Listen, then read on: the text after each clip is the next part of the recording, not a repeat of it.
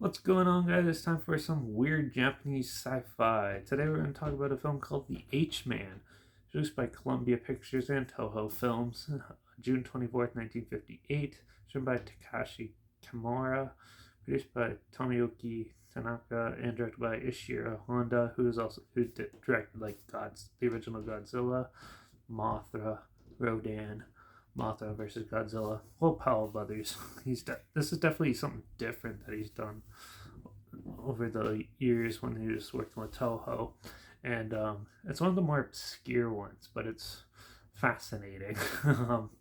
Yeah, so there's a group of scientists, and they uncover this weird. These people would die, and they'll turn into this uh, like this killer goo, basically, and they'll go and slowly feed off people. And as it moves on and on, the city above ground is trying to figure out a way to stop it and protect their citizens. And amongst that, you have like your romantic sci-fi or your romantic scientist who's trying to help his family and help the community out by because he uncovers a way to help contain it and stop it. And yeah, it's a very uphill battle. This movie is pretty good.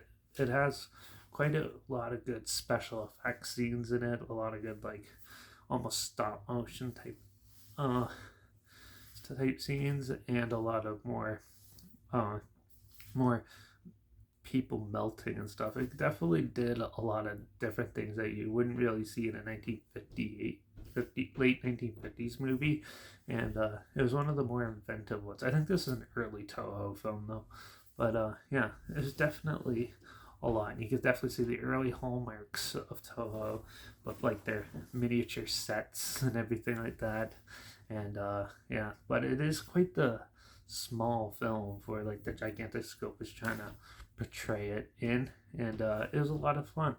Yeah, so it's also in color, so yeah, it's definitely one of the more unique sci-fi films. Yeah, I thought the dubbing wasn't that great in the version I have, but overall, I thought the story and the characters are really good, and it was definitely a fun actual sci-fi movie, and definitely something that's a little bit different, but it you could definitely see where some people got the idea for like the blob and things like that probably helped come from this film. But overall, it was a fun find and definitely an interesting sci-fi film. So if you're looking for something a little obscure and on, this is definitely one for you. So um, yeah, I'm gonna give the H Man a 4 out of 5. If the dubbing was a little bit better, like the English dubbing, or if it was just subtitled, it probably would have been a lot more palatable. But this one had like some of the cheesy dubbing, so yeah, it's not as bad as Mothra, but it's definitely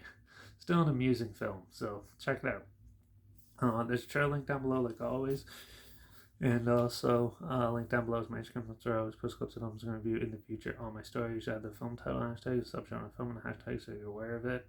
Also link down below is my Letterbox. That's where I post my first star rating after watching the films. So follow me on those. Follow me on one of those two platforms. Download this channel, like this video, share somewhere people are aware of it. Comment your opinions of the film down below. Let me know your thoughts. And also, if you have any films or film franchises that I want to hear my opinions on in the future, comment those down below too. I'll try my hardest to get to them as soon as I can, and if I can find them. So yeah, but that's it for this one. Hopefully you subscribe, because hopefully we'll find some. Yeah, if you subscribe, we could probably find something weird, obscure, and all they probably never thought of checking out together, somewhat like this.